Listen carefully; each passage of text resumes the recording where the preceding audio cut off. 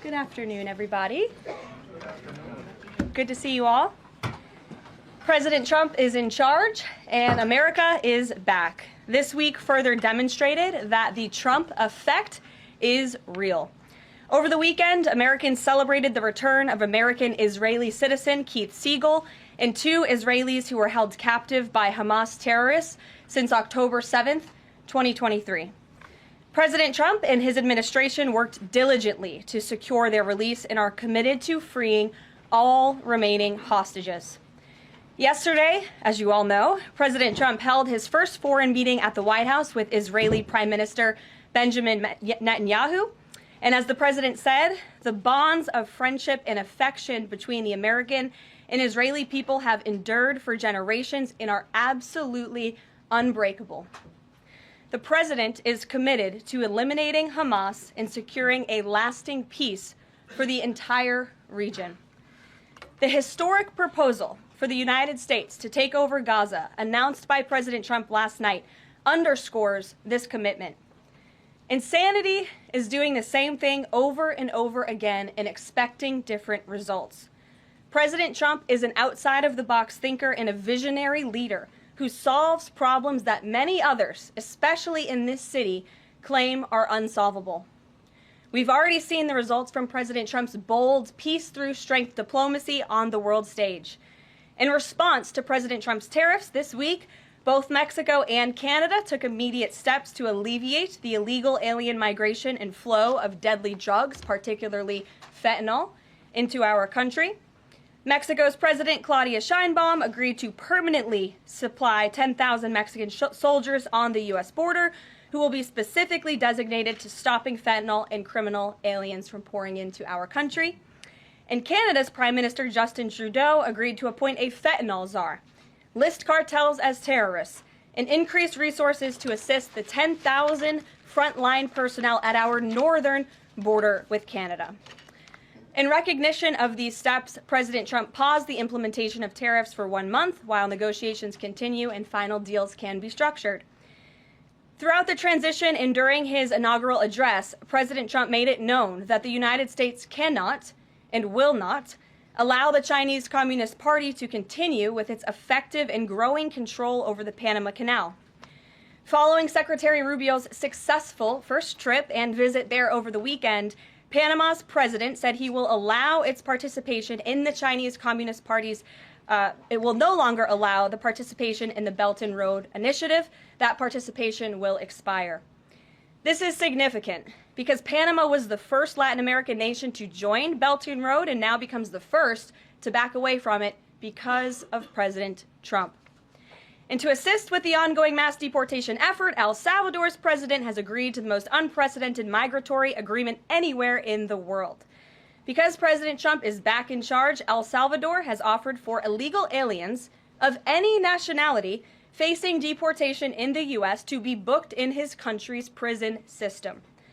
And finally, President Trump's envoy for special missions, Rick Grenell, traveled to Venezuela and not only secured the release of 6 American hostages, but Venezuela also agreed to accept the return of illegal alien Tren de Aragua gang members.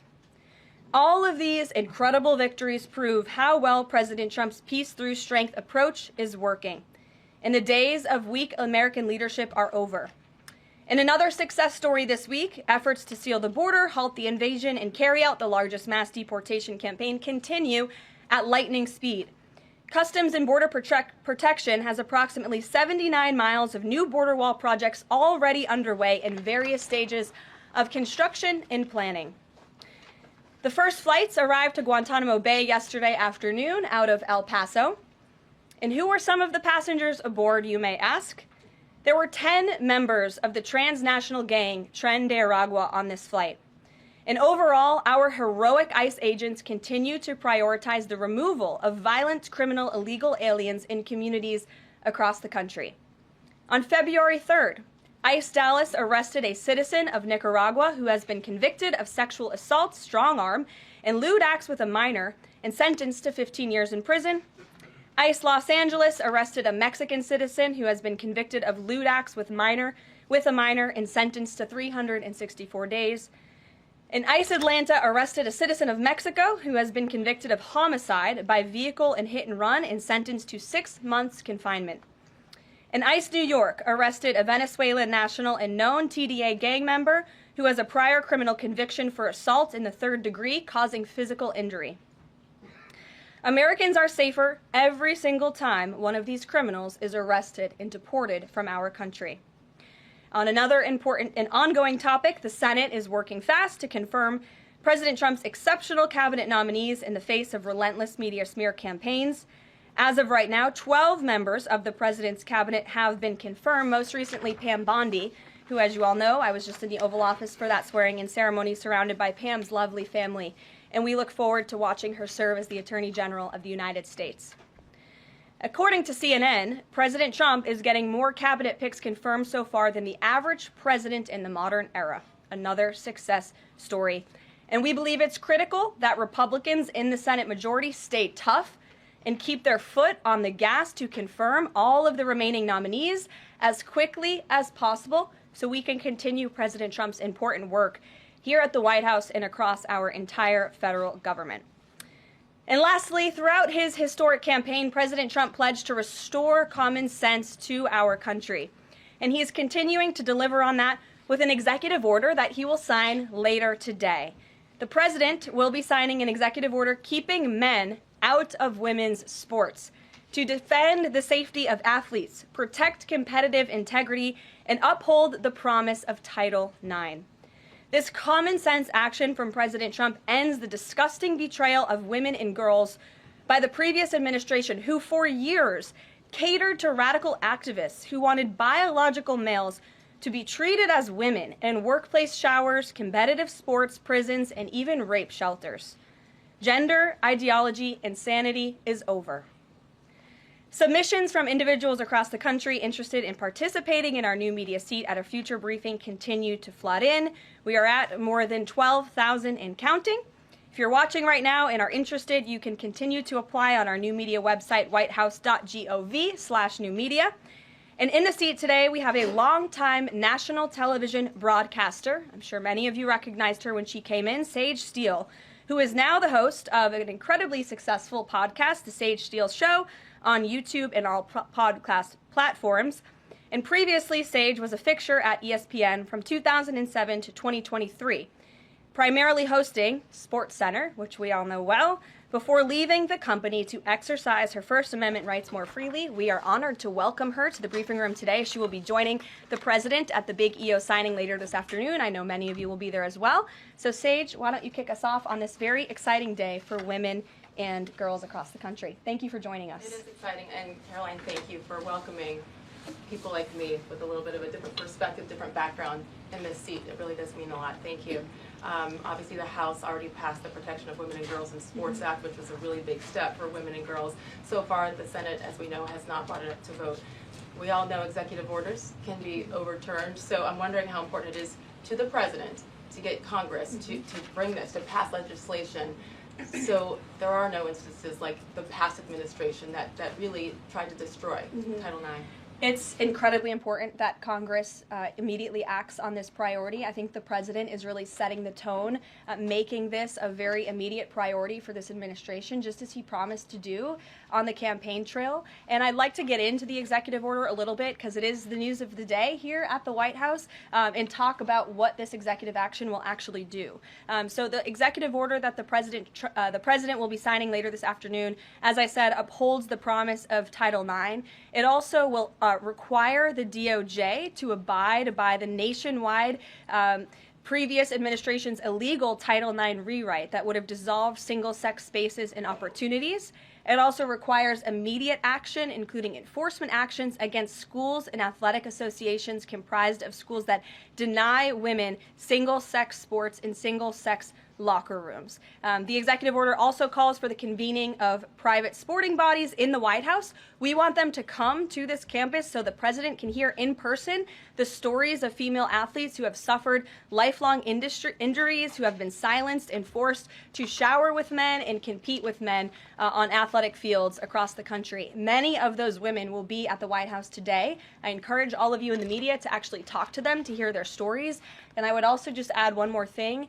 This is a wildly popular position with the American people. In fact, there was a new poll recently that showed the overwhelming majority of Democrats also support keeping biological men out of women's sports. And so I know the president is very excited about the bill signing that will take place at 3 o'clock this afternoon. You will hear from him more on that later, and we look forward to seeing you there, Sage. So thank you very, very much. Garrett, great to see you here today. Thank you.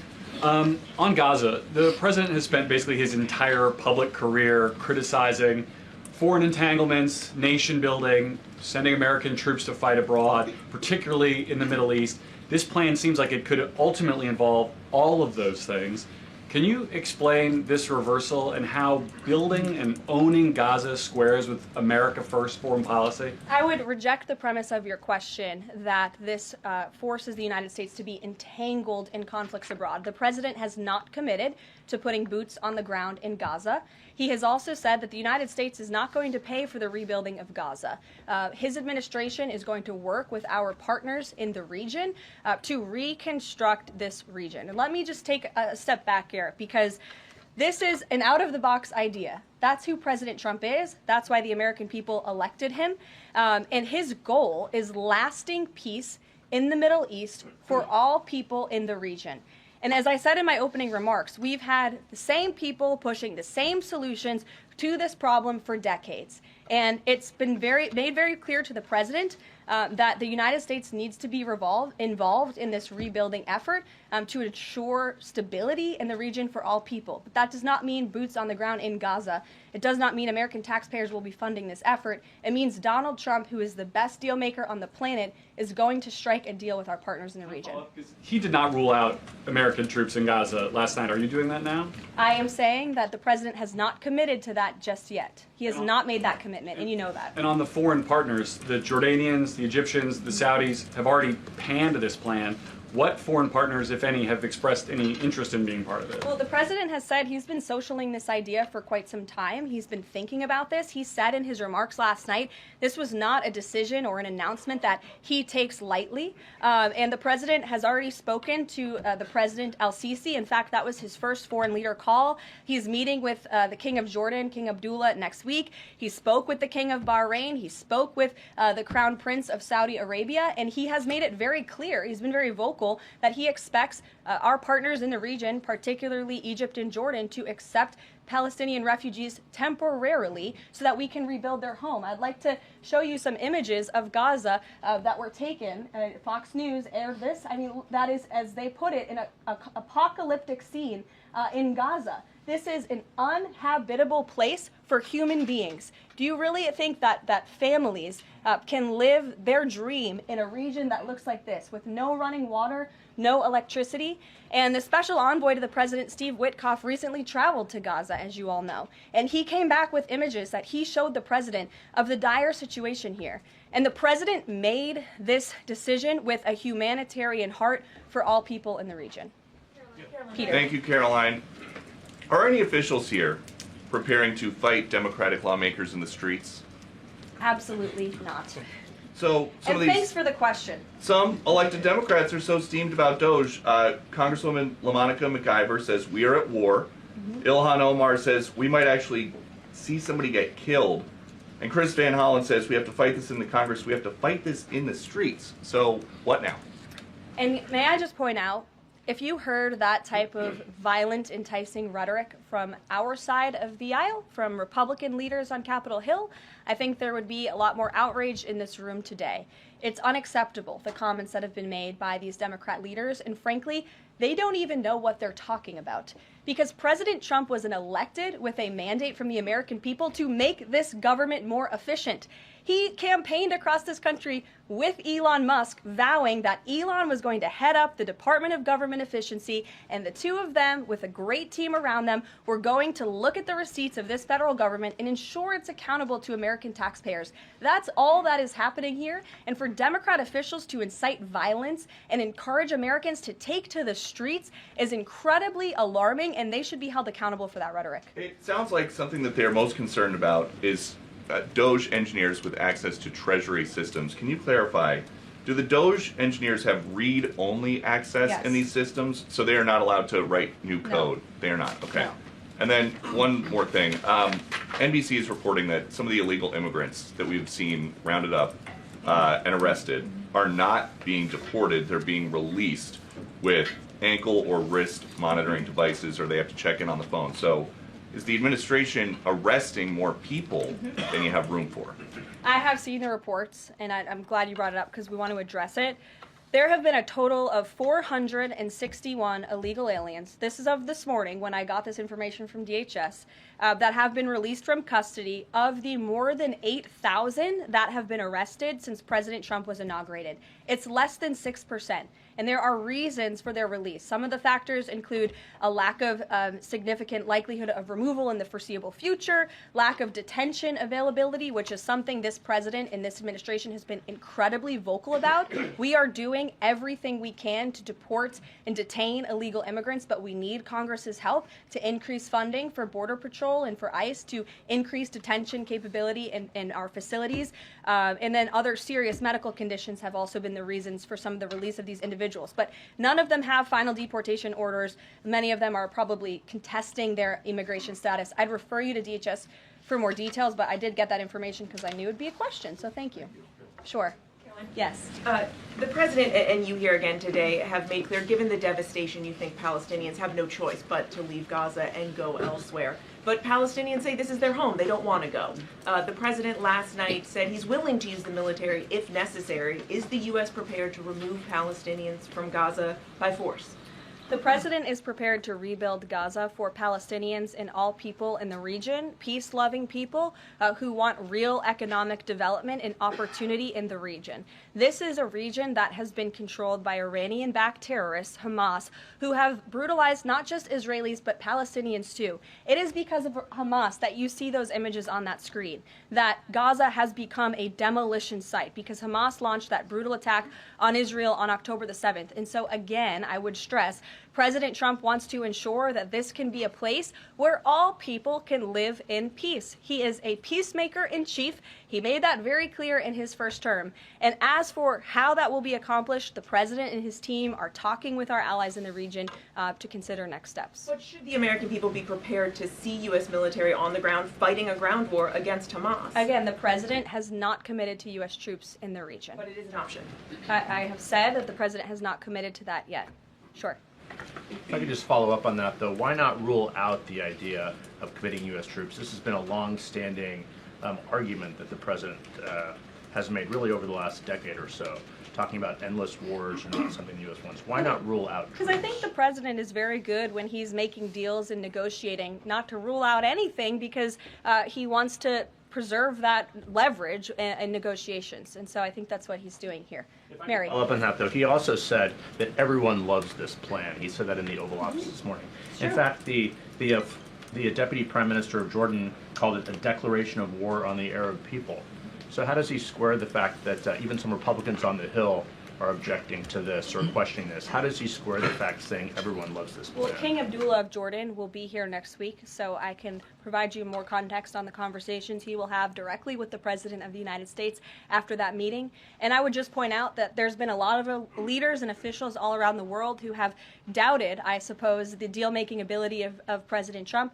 You heard the Panama leader saying that he would not agree to some of the concessions that he has now made because of Secretary Rubio's visit. You had the Colombian president saying he wouldn't accept flights of Colombian illegal nationals who have entered into our country illegally, and those flights are underway. So actions speak louder than words. Dasha. Karoline, you said the president has been working on this idea for a while behind the scenes now. Is there a written plan based on the president's proposal for Gaza? And if so, when was it drafted and who had a hand in that? The plan was written in the president's remarks last night as he revealed it to the world and to the American people, and his team are continuing to be engaged on this effort. I saw the National Security Advisor this morning. He has a very busy day of calls, and they will, again, continue to engage with our partners. That includes Steve Witkoff as well. Mary. Two questions for you on the news of the day. So how is today's executive order going to impact the 2028 Summer Olympics in Los Angeles? For example, would a man who thinks that he's a transgender woman be allowed to compete as a female on U.S. soil? It's a very good question, and the president has actually mentioned this, that he does expect the Olympic Committee and the NCAA to no longer allow men to compete in women's sports. And I think the president, with the signing of his pen, starts a very public pressure campaign on these organizations to do the right thing for women and for girls across the country. Again, this is an incredibly popular position. There have been many notable female athletes who have had the courage to speak out against some very powerful institutions in this country. They deserve to have a voice and a say. The president is bringing their voice to the highest level at the White House this afternoon, and he expects these organizations to comply with this federal executive order that he'll be signing today. Thank you. And one more on media coverage of this executive order and the topic in general. What's the White House's view of framing that calls men transgender females or similar rhetoric coming from organizations like the ACLU and GLAAD? Well, it's been very clear. The policy of this administration is that there are only two sexes, male and female. Pretty simple. Brian Glenn. Yes. USAID has gotten a lot of attention the last couple of days with some of these bizarre things that we've been, taxpayers have been funding. Now it looks like there are a couple media outlets that have been dragged into this conversation as far as USAID funding as well. Does the president have any comment on that?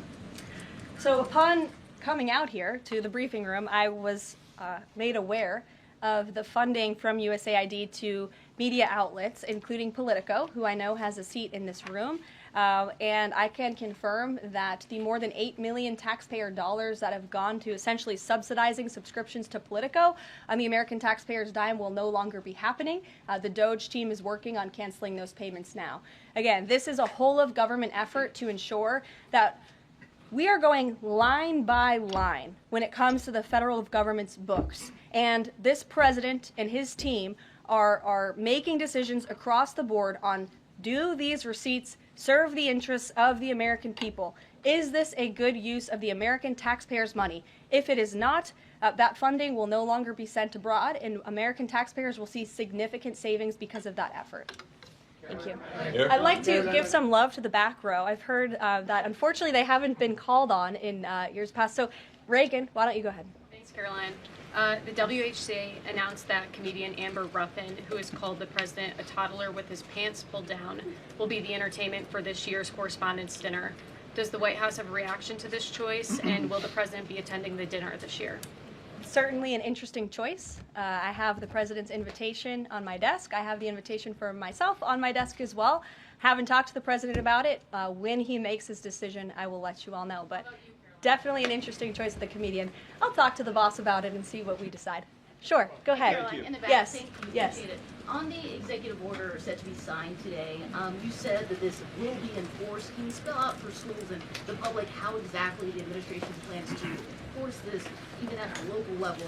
And on top of that, there are human rights groups who say that this could expose kids to discrimination. What is your response to that?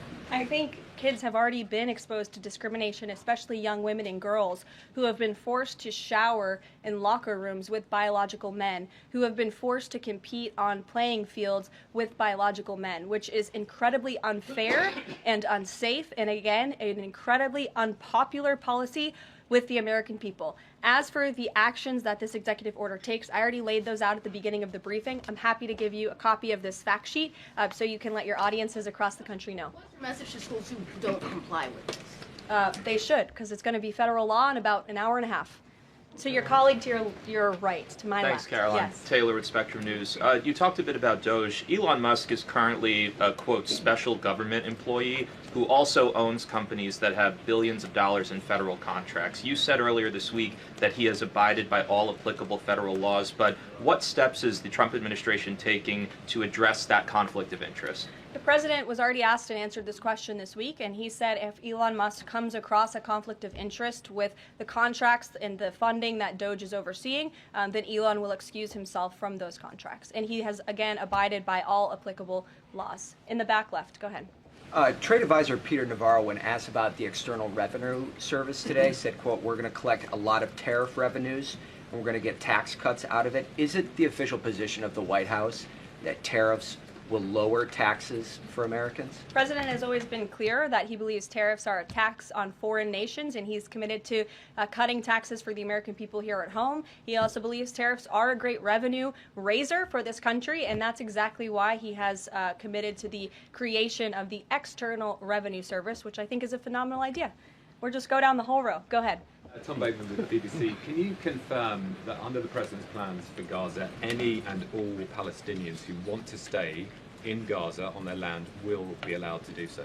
I can confirm that the president is committed to rebuilding Gaza and to temporarily relocating those who are there because, as I've showed you repeatedly, it is a demolition site. There is no running water. There is no electricity. The president wants these individuals to live in peace. He is committed to doing that with this very bold new plan, and we will continue to keep you apprised of updates as we receive them. Ed Lawrence, that's not go an ahead. answer. Yes, go ahead, Ed. I appreciate it. Thank you.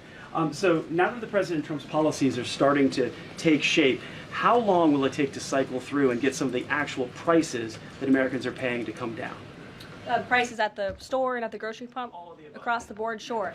Well, the president is doing everything he can, obviously, to reduce the cost of living crisis in this country as quickly as possible. That's why he signed a litany of executive orders across the board in the first couple of weeks here. He declared a national energy emergency.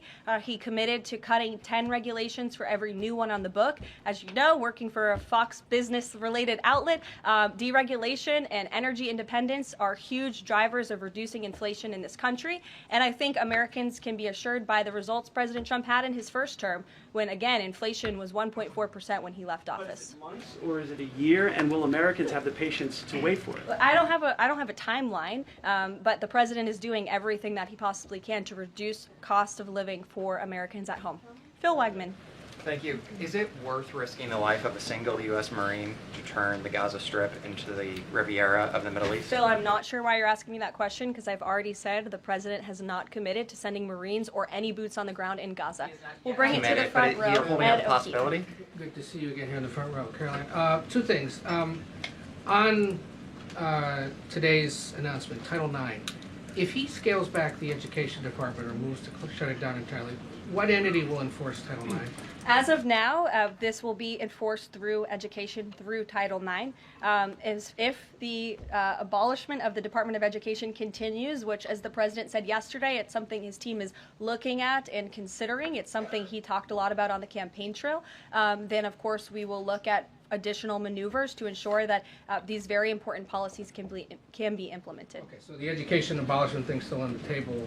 Title IX. The president talked about it yesterday in the Oval Office, and he has good reason to talk about it. I mean, look, our education system is failing students in this country. The Nation's Report Card, I brought it up in my remarks last week, it shows that fourth graders are not reading at the level they should. I believe it was 40% of them are proficient in reading. As the mother of a child, I want an education system that helps my child read and write, teaches him math, nothing else in the classroom. And the president is wholeheartedly committed to we can make academia great again in this country. One other Deanna. Oh, thanks, Caroline. Does the president, is he looking at offering anything to these Arab countries that take in Palestinians? Is he willing to give them anything in return? And secondly, when the president announced his taking over Gaza policy yesterday, was Netanyahu aware of this, and what was his reaction when Trump presented that idea to him? I won't get ahead of the president's discussions or negotiations on your first question about what would be offered. I think the president's made it clear that he expects these nations in the region to step up and to accept Palestinian refugees who will be temporarily relocated for the rebuilding of Gaza. As for whether Prime Minister Netanyahu was aware before the president's remarks, he was indeed. I wasn't present for that reaction. But again, this is something the president has been socializing and thinking about for quite some time. Nick, good to see you. Oh, Jordan. Jordan, sorry. Thank you, Caroline. So Secretary Hegseth announced yesterday that Army recruiting levels have reached 12-year highs in December, 15-year highs in January. What is making young people want to serve the military under the Trump administration, and how does that contrast to Biden's failure consistently to meet recruiting average? Yeah. Or, does DEI President Trump's anti-DEI agenda play a role in this? Well, first of all, the recruitment level for all branches of our military are at crisis levels, and it serves as a national security risk that our military branches are not fully staffed to where they need to be. And I do believe it's a culture problem within these institutions that the president is very much committed to fixing, as emphasized by the executive orders he has signed to root DEI out of the military. And I think when young men and women who are honorably signing up to serve in our nation's military see somebody like Pete Hegseth, the new Secretary of Defense, who is a proven warfighter, who risked his life in battle for this country, who understands what it means to deploy and to defend the Constitution and your nation abroad and to put your life on the line. When they see a leader like that, and a leader like President Trump, who is committed to peace through strength, that's very inspiring. And we look forward to seeing those recruitment numbers and retention numbers skyrocketing over the next 4 years. And I know Pete Hegseth is committed to increasing recruitment at all branches of the military. I would defer you to the Department of Defense on exactly what he plans to implement. Jeff. Thanks very much. 2 questions. One, the president yesterday used the word permanent for permanently resettle Palestinians. I hear you saying temporarily today. Is that a shift or a specific change that you want to highlight? And my second question is, yesterday he spoke about the U.S. owning Gaza. Who owns Gaza now, and how would the U.S. acquire ownership? Well, Gaza is currently run by Iranian-backed terrorists in the Middle East, Hamas, who we all agree, I think everybody in the region agrees, that can no longer stand. Just look at the events of October 7th and the events since. And the president, again, is committed to rebuilding the region for all people who want to return to it once it is no longer a demolition site and it's a place where people can actually live and thrive in harmony, as he said last night. His words, not mine. Daniel. Permanent versus temporarily resettle? Can you just clarify The president that? has made it clear that they need to be temporarily relocated out of Gaza for the rebuilding of this effort. Again, it's a demolition site right now. It's not a livable place for any human being. And I think it's actually quite evil to suggest that people should live in such dire conditions. Daniel. Karoline, thank you so much. The Daily Guidance says that the president will be meeting with a pair of governors today, Governor Abbott of Texas and Governor Newsom of California. It comes after the president took executive action to turn the water back on in California. Billions of gallons are flowing out. What can you tell us about the 2 meetings and the importance of President Trump's actions to help people in California? Sure. Those meetings will be taking place shortly, so I will get out of here to get to those meetings. We can always provide you a readout, as we always do. We try to be very transparent about what the president is doing in the Oval Office. Perhaps he'll even call you in to join him. We never know around here, as you all know. But Governor Abbott is obviously a great friend and an ally to the president. He has been on the front lines of the border crisis in this country. And as for Governor Gavin Newsom, well, the president is willing to work with anybody from blue states or red states to do what's best for the American people. And he really enjoyed, the president really enjoyed his trip to Pacific Palisades last week. He felt very inspired by the frustration of the residents there, and he has been wholeheartedly committed to ensuring that the water is flowing in California to prevent these wildfires, and also that people have access to their properties. And he has continued to apply tremendous pressure to Gavin Newsom and also the Los Angeles mayor to allow private residents and property owners to access their property. He believes that's their right to do so, and they should be able to do it. And one more thing before I wrap up, because I do want to get to these meetings, and I will see you all at the EO signing later this afternoon. I would just say that you brought to mind California and North Carolina, who continue to be on our hearts, and the president and this administration are committed to ensuring that these individuals get the funding that they need. And I would just say a strong message to Democrats who are out there pretending to be outraged about the long list of crap that this administration is cutting, federal waste and funding, like $2 million for sex changes in Guatemala, $6 million to fund tourism in Egypt, $20 million on a new Sesame Street show in Iraq, $4.5 million to combat disinformation in Kazakhstan. I could go on, and I'm happy to provide this list to every single one of you. Democrats are outraged that the American people want to be, they want their taxpayers going to good uses, not stuff like this. But then they're very quiet about the fact that there are still North Carolinians and people in California who have lost everything, and in the last 4 years, this federal government did nothing to help them. This president will continue to put Americans first, and I think the successes of this week so far speak to that, and it's only Wednesday. So I'll see you guys later this week, and we'll see you this afternoon. Thank you very much.